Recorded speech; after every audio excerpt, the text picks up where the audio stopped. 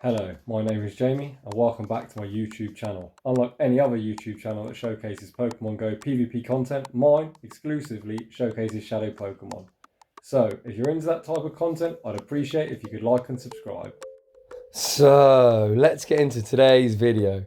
Today's video is going to be completely different from anything I've done on the channel today. What we're going to be doing today is we're going to look at my top battles of this week. So, the 5 battles I'm going to showcase are battles where I've had unfavourable leads, where I've been hard countered throughout, or situations where I really shouldn't win. So we're going to be taking a look at some of the tips, techniques, and some of the things that I do to get myself through these battles. Obviously, if you follow the channel already, you'll know that I often use non-XL teams, and obviously I only use triple shadows. So I'm already at somewhat of a disadvantage. So some of the things we're going to be covering are, if you do want to make it to some of the higher ranks, expert, legend, etc., it is absolutely paramount that you know your fast move counts. This is so you can maximize energy gain. For example, if a Pokemon's just thrown a move, you're not going to want to dump your charge move, until they're near their next charge move. This maximizes your energy gain. Secondly, you're going to want to know the fast move count so you can potentially catch a move. Other things we're going to be taking a look at are such things as undercharging. Undercharging is something that I've practiced in grunt battles. Obviously I do only use shadows, so I do quite a lot of grunts. I always practice on grunts, so try and leave them with like a few HP that I can fast move farm down. And as the seasons have gone on, it's a technique I do more and more in Go Battle League. Catching moves.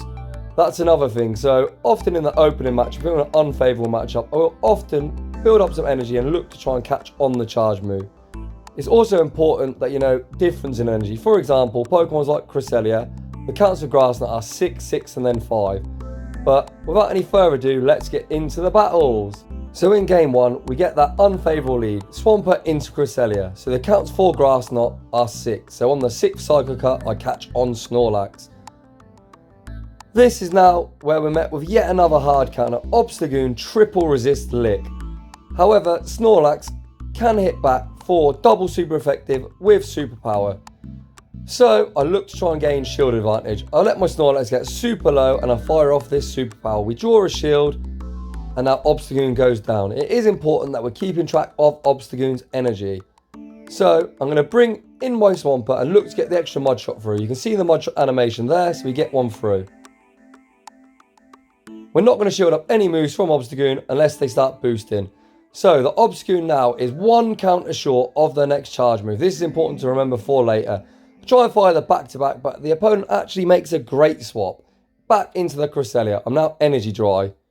So, how am I going to deal with that Obstagoon in the back? We did manage to gain shield advantage. So, like I said, the counts for Cresselia are 6. This second Grass Knot is 6 again. So now I'm going to go back to even shields. I'm going to look to build up. The third Grass Knot is after 5 Psycho Cuts. So on the 5th, switch into Drapion to catch the resisted Grass Knot. You can see there, Swampert now has almost 2 Hydro Cannons ready for endgame. Catching that Grass Knot was fantastic. We wasted 50 energy from Cresselia and a resisted move on Drapion. I've also switched into Drapion as I believe this line is most likely going to have a Swampert in the back. I know this because Obstagoon, Cresselia and Swampert is a very popular line. It's actually a line I used myself back in I think season 4 or 5. So here is the Swampert. This is not great for us, but the crunch does get him quite low. You can see I'm trying to switch out. That isn't possible. This is why I've saved the shield. So if I was to lose CMP, I have the shield, which is great for us because we can now take out this Swampert. Obstagoon is 1 counter short, so for 1 extra mud shot, I know I'm going to win CMP. So this Hydro Cannon's going to take out the Obstagoon, and this energy dry Cresselia is going to go down now to this Hydro Cannon and probably another couple of mud shots, but they are 6 Psycho Cuts short of the next move. And we take that matchup. So you can see there, energy management was key, fast move counting again was key, and we flip triple hard counters and pick up the dub. So moving on into game 2 of the video. In game 2, we lead our Articuno into Talonflame. This is absolutely dreadful. However, Incinerate is a 5-turn move, so I can get off 1 Ice Shard and I can transfer that Incinerate damage onto Suicune. In comes Umbreon. We are hitting them for resisted damage with SNARL, as Umbreon obviously is a dark type and they are super bulky. With this in mind, I go straight for the Hydro Pump, as I know they are very unlikely to shield. We managed to sneak through 2 fast moves, which is great for us. I'm now going to overfarm. You can see the health now is in the yellow, so this is a great opportunity to bait. The fact that the Hydro Pump does threaten a KO, we can go for a bait and grab a shield. The Umbreon is now overfarming. I now get the Hydro Pump. I'm hoping this KOs, but you're going to see it's going to be just short. It's actually a CMP tie though, so this is great for us. The Umbreon now is only 1 fast move away from their next foul play. But the 1 Ice Shard takes them out. You can see I'm spamming Swampert, and this is where we put faith in Swampert to close. In comes Empoleon. So it takes 5 waterfalls to get to a Hydro Cannon. So as the 5th waterfall comes through, I go straight for the Earthquake. You'll be wondering, why did I go straight Earthquake? Well, as the opponent only has 1 shield, a potential win con for them would be calling the bait. So I absolutely do not bait. I go straight for the Earthquake, because even if they was to shield, I could shield up the Hydro Cannon from them and outpace them to another Earthquake. So the correct play there is to absolutely go straight Earthquake. Now, in this end matchup, we know they're going to flame charge us. We've got 2 shields, so we're going to shield up absolutely everything, and all the extra mud shot damage now puts it in Hydro Cannon range. So GG's to that opponent. There, the key things to take from that battle were knowing when not to bait and when it's possible to bait. So if the move you're trying to bait will not KO, the opponent is likely to not shield. However, they had such a dominant matchup with their Talonflame into my Articuno, I knew I could draw a shield. Knowing when not to bait, in the endgame there, the Empoleon was very unlikely to shield. A potential win con for the opponent would be them calling the Hydro Cannon. So, moving on to the next battle. In this game, you're also going to see a few misplays. We pick up a great lead against Caesar. The opponent is staying in. This is a bit strange, as Swampert does beat Caesar. So, we let the Night Slash come through. They don't boost. I overfarm. However, we do let a Bullet Punch through, which is poor fast move timing. Speaking of which, you're going to see more of that. However, Caesar does win CMP, so I do not click the move. I now see how low the Caesar is, so I'm now going to look to Mud Shot down. I believe that they're going to have something in the back that is weak to Ninetales. So, you can see here we did something that is really bad. I should have threw the Hydro Cannon immediately. I didn't, so they got 1 move coming in, and they got a second one when I threw. So they actually got 6 free turns for my 2 free turns. That was poor play. So, how do we come back from that mistake? So, I bring in Lapras. Obviously, we are hitting for resisted damage with these Ice Shards, but Lapras is the correct play. So once again, you see, I did not chip and dip. If you saw Rise to the Occasion's video earlier, he stated numerous times that you shouldn't always chip and dip. I kept the energy on my Lapras, as I'm going to need it to take out that Ninetales later. So I switch into Gyarados. You can see that I hit a great. Why did I hit a great? Because I do not want to win this matchup. I do not want to give the Ninetales free farming down my Gyarados whilst I'm hitting it for resisted Dragon Breath damage. Instead, I undercharged and then I stopped attacking. I stopped attacking so the Giratina took me out. I could then bring in Lapras. I could get 2 extra Ice Shards. And now this endgame is going to be easy for Lapras to clean up. So the key things to note there were recognising when I don't want to win a matchup, not giving my opponent free farm, and undercharge him. So in the end here, I can obviously shield up this move. This is only going to be a Weather Ball as Charm charges so slowly, and we're going to be able to Ice Shard down for the victory. And that is going to be GG's to that opponent. So, moving on into game 4 of the video, we pick up yet another Cresselia lead.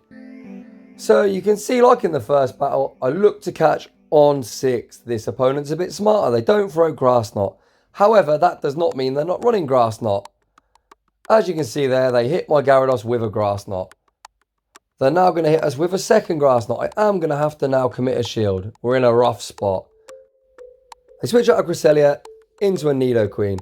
We can hit Nidoqueen for super effective with this Aqua Tail, but XL Nidoqueen is super bulky. It tanks that, no problems, and they now throw their energy. There's no point in me shield. I'm already down a shield, and I'm going to be unable to win back switch. So, I wait out my switch timer, bring back in Swampert. It takes 5 poison jabs to get to the next poison fang. I don't want to get debuffed, so before they reach it, I fire off this Hydro Cannon. I know the opponent isn't going to shield, as Nidoqueen is such a bad matchup with Swampert. Back comes in Cresselia. As they didn't throw the Grass Knot on 6 last time, I switch out immediately into Lapras. Hit me with a Grass Knot, and in comes Umbreon. So we are in a rough spot. Umbreon up shields versus my Lapras and Swampert. So we can spam out these Surfs. They do quite a lot, as the Shadow Lapras does actually beat Umbreon. We don't have to worry about this foul play. They actually go for Psychic, looking for the defense drop. They don't get it, but I can now overfarm. We deny a Snarl, which is great. And back-to-back Surf now is going to be putting on shield pressure. We draw a shield. We manage to get to this next Surf. This Surf should get him quite low, which it does. And we actually CMP tie. So we're in a great spot here. I'm obviously not going to shield this. The win con now is Swampert. So I'm going to have to tank a move. This move will not KO. I absolutely have to save my shield for the Grass Knot. Again, the opponent looks for the defense drop. I'm unable to snarl down this Umbreon. However, they've got 2 snarls worth of energy. So I undercharge this move. And then one, as they reach the foul play, we mud shot down. So this super healthy Cresselia is now prime for us to take him out. This Hydro Cannon, they actually call our bait, which is fine. I'm going to need to get to 2 more. So this next Hydro Cannon will definitely draw a shield, which it does. They're at the move now. We can shield this up. They've not got the energy for another one, so this Hydro Cannon should be almost enough to KO. If it doesn't KO, a couple of mud shots should do the job. So GG's to that opponent. So in that last battle, the undercharge maximised my energy game, turned a really poor matchup, Grass Knot Cresselia against Swampert. Obviously really bad for Swampert. We do get 1 shot. The energy lead from the undercharge made it an easy win. So in this next battle, we pick up a lead against a Mandibuzz. Mandibuzz beats our entire team, which obviously isn't great. So I build up enough energy, try and bait the outrage. The opponent's having none of that. I then look to try and CMP tie him. However, this X-Legend's too smart for that as well. They don't throw, as they obviously know that their Mandibuzz would lose CMP, and they get an extra Snarl in. This is bad for us. I'm going to have to let my Gyarados go down. We're in a rough spot, as obviously Mudshot and Lick are both resisted. I bring in Snorlax. I know I'm going to have to tank a couple of moves. So I'm going to let this first one go. They throw the Dark Pulse. And just as they're about to reach their next move on the 4th, I CMP tie him. We get a bit of lag, as the big thick boy does actually beat something in CMP. That tells you just how defense weighted this Mandibuzz is. So now we've got a bit of residual energy for whatever comes in. In comes Swampert. Shadow Snorlax hasn't got a bad matchup against Swampert. When we got an energy lead, you can see these licks do start to add up, and so do these body slams. So they fire off the move. I know it's just going to be a Hydro Cannon, which we are going to survive. So I let that go through, and now we should be able to get to this next body slam. This is now going to put on shield pressure. I imagine the Swampert should shield, which it does. And now it looks like they're committing to the Mudshot down. So before I get Mudshot down, I now look to catch the Hydro Cannon on my own Swampert. Why have I done this? I've done this because I can potentially now use that Snorlax as a 3rd shield. I am going to have to start shielding. I'll tank the first one. The second one would almost take us out. And now I look to try and CMP tie him. It looks like we win CMP, which is great. This Hydro Cannon, I expect them to let it go, but they actually shield. So now I'm going to match shields. I know I win CMP. This is going to be important for later. So once again, I was looking to build up enough energy to CMP tie him, but they actually switch out into Cresselia. This is terrible for us. You can see on the right hand side, my switch timer hasn't popped up yet. Overfarm as much as possible. My switch timer pops up, and I catch the move on Snorlax. Like I said, switch out, give yourself a 3rd shield. Back in comes Swampert. We know they're on Moonblast, so I overfarm this Hydro Cannon. We deny the Psycho Cut, which is great. I know I have to be 1 ahead of that Swampert, which I am. This Hydro Cannon is going to take out Cress. We've got 1 Mudshot energy lead. We win CMP anyway, so even if they're on a 4 cycle, we'll win CMP. And this Hydro Cannon is going to take the match. So you can see there, a half health Swampert with technically 0 shields did manage to beat a full health Cresselia and take out the opponent's Pokemon in the back. So there, every single time I absolutely maximised my energy game. I CMP tied the Mandibuzz with my Snorlax. I attempted to CMP tie the Mandibuzz with my Gyarados. That was a fail. But you can't obviously get everything right. And I overfarmed as much as possible to try and allow myself the switch timer to pop up, which came in clutch as that was essentially my only win con.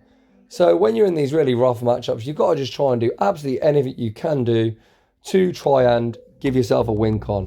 A lot of people do say that we're algorithmed, hard counted, etc. But I think I've shown in this video you can win some of them matchups.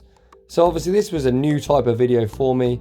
If you did enjoy some of these battles being broken down and me going through my line of thought, drop a like so I know I'll make some more of these once a week with my best battles of the week. And at the start of the video I actually did show all my shadow Pokemon that I've got. So if you've got any shadow Pokemon that you'd like to see in action, comment down below. And I'd just like to say thanks for watching, and I'll see you all in the next one.